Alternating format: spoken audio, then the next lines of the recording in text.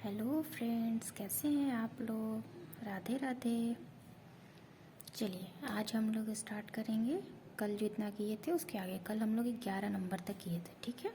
आज उसके आगे का स्टार्ट करेंगे जीएस, ठीक है। चलिए बच्चों ध्यान से पढ़िए, और बहुत इम्पोर्टेंट क्वेश्चन को लिया गया है, तो आप उसको बहुत ध्यान से पढ़िएगा, ठीक है। चलिए, गीता व हितोपदेश, गीता व हितोपदेश का अंग्रेजी अनुवाद किसने किया था।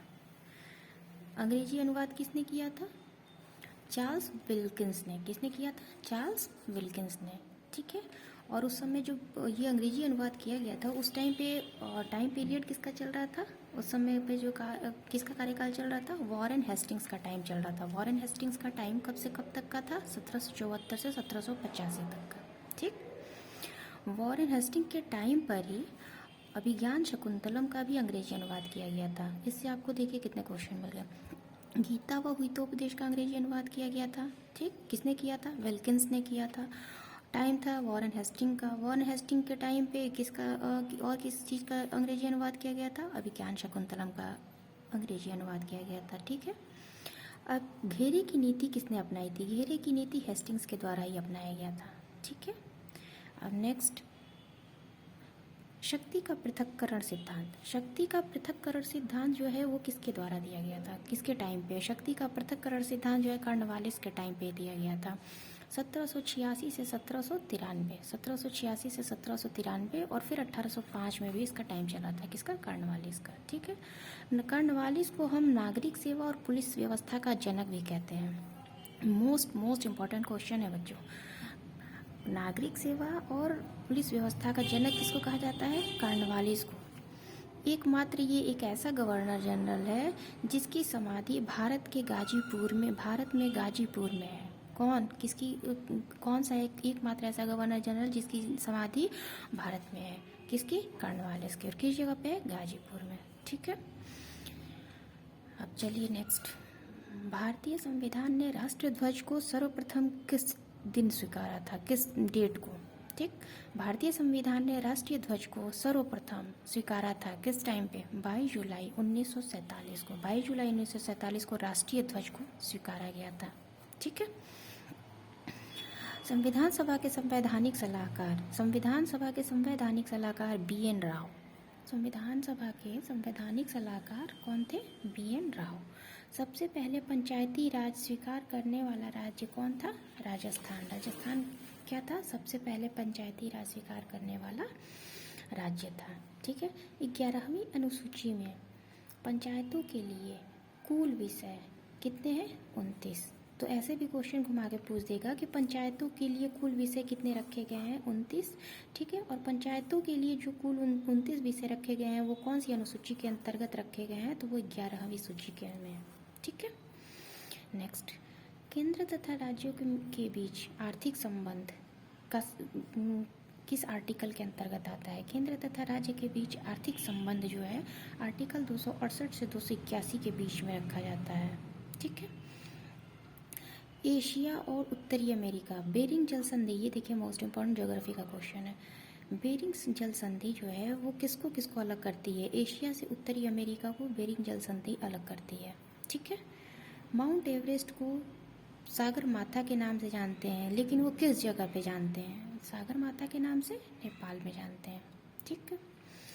पॉम तेल की नदी किसको कहते हैं। पॉम तेल की नदी नाइजर नदी को कहते हैं। नाइजर नदी को किस नाम से जानते हैं। पॉम तेल की नदी।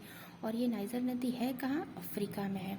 अफ्रीका को हम और कौन सा महाद्वीप कहते हैं, अंध महाद्वीप कहते हैं। और अफ्रीका एकमात्र ऐसा महाद्वीप है जहाँ से कि कर्क और मकर दोनों रेखाएं गुजरती हैं।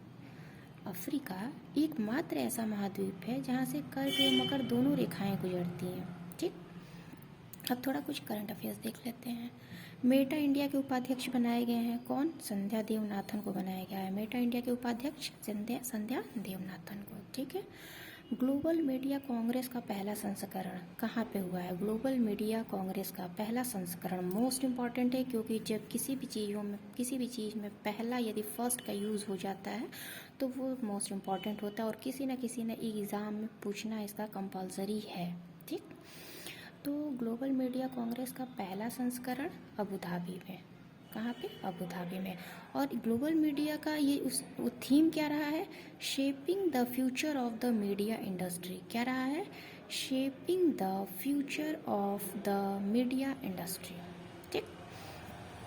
एक जलवायु परिवर्तन सूचकांक जारी किया गया है 2023 का। कौन सा? 2023 का जलवायु परिवर्तन प्रदर्शन सूचकांक 2023।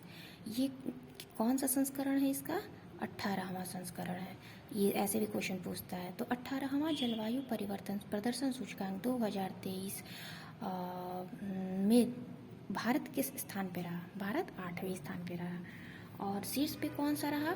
शीर्ष पे डेनमार्क रहा। लेकिन ऊपर से 3 नंबर, 1 नंबर, 2 नंबर और 3 नंबर पे कोई भी कंट्री नहीं रही है, ये आप ध्यान रखिएगा। और डेनमार्क जो है वो चौथे नंबर पे रहा है, लेकिन ऊपर से कोई भी देश नहीं रहा है, इसलिए इसको कहा जाता है कि डेनमार्क जो है वो शीर्ष पे रहा है। ठीक है। और ये जलवायु परिवर्तन प्रदर्शन सूचकांक जारी कौन करता है? जारी करता है German watch and climate action network. कौन जारी करता है? German watch and climate action network. ठीक है। तो इसको आप लोग पढ़ लीजिएगा और कुछ क्वेश्चन जो पहले से कराया है उसको भी रिवाइज करते हुए चलिएगा।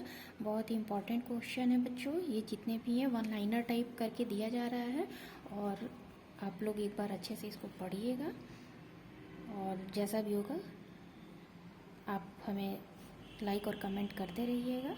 ठीक है। और यदि आप लोग को और कुछ इसमें चाहिए कि और भी कुछ इसमें ऐड करके दिया जा सकता है, इसके अलावे भी कुछ चीज़ें, या फिर ऐसे लगभग हम हर सब्जेक्ट का क्वेश्चन लगभग ले रहे हैं। हिस्ट्री हुआ, पॉलिटी हुआ, ज्योग्राफी हुआ और इकोनॉमिक्स हुआ और करंट अफेयर्स, इतने क्वेश्चंस को बीच बीच में हम आपको मिलते रहेगा। ये सबसे रिलेटेड क्वेश्चन कहीं ना कहीं मिलते रहेंगे। और ये छोटे छोटे वीडियो कराने का मतलब छोटे छोटे और 10-10 पॉइंट, 11-11 पॉइंट ऐसे छोटा छोटा जानबूझ के दिया जाता है बच्चों कि ऐसे आप लोग ना 2 मिनट, 5 मिनट, 10 मिनट में देख लीजिएगा। और ऐसे ही इकट्ठे दे दिया जाएगा तो फिर आप लोग पढ़ नहीं पाएंगे, फिर आप लोग को लगेगा क्या हो गया, फिर तो बुक ही का मतलब हो गया। ऐसे थोड़ा थोड़ा थोड़ा थोड़ा रहता है तो आप लोग आराम से पढ़ लेंगे। ठीक है। तो ध्यान से पढ़िए, बहुत से पेपर अभी एग्ज़ाम होने वाले हैं और आप लोग उस पर फोकस करिए। ठीक है। तो धन्यवाद दोस्तों।